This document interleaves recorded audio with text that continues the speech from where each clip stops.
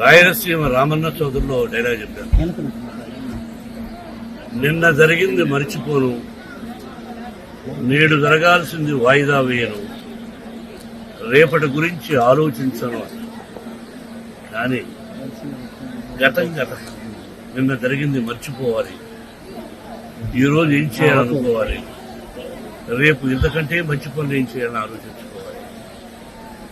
సంక్రాంతి శుభాకాంక్షలు.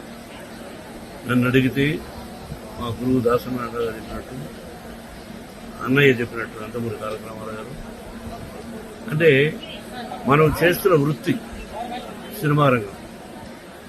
మనం cinema finish చేసి రిలీజ్ చేస్తాం.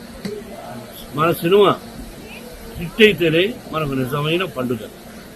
ఎందుకంటే చేస్తున్న ప్రొఫెషన్. అలాగే ఇక్కడ సంక్రాంతి అంటే రైతు భారతదేశానికి వెన్నెముక.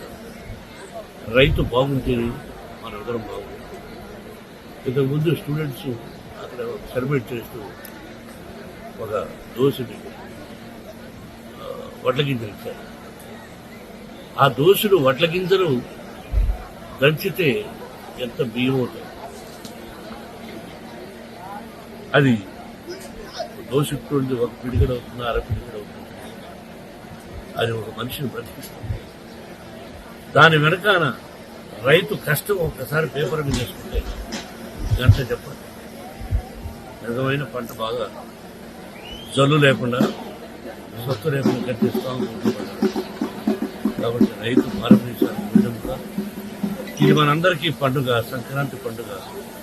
సంక్రాంతి లక్ష్మి అందరి ఇళ్లలోకి వచ్చి అందరూ సుఖ సంతోషాలతో సౌభాగ్యంగా 100 సంవత్సరాలు క్షేమంగా ఉండాలని, కరువు కాటకాలు రాకూడదని ఆ షిరిడి సాయినాథని ప్రకృతిని నూతన సంవత్సరం సంక్రాంతి శుభాకాంక్షలు. బాబు గ్రాఫిక్స్ జరుగుతున్నాయి. హింసినటువంటి ఒక రోజు ఆప్షన్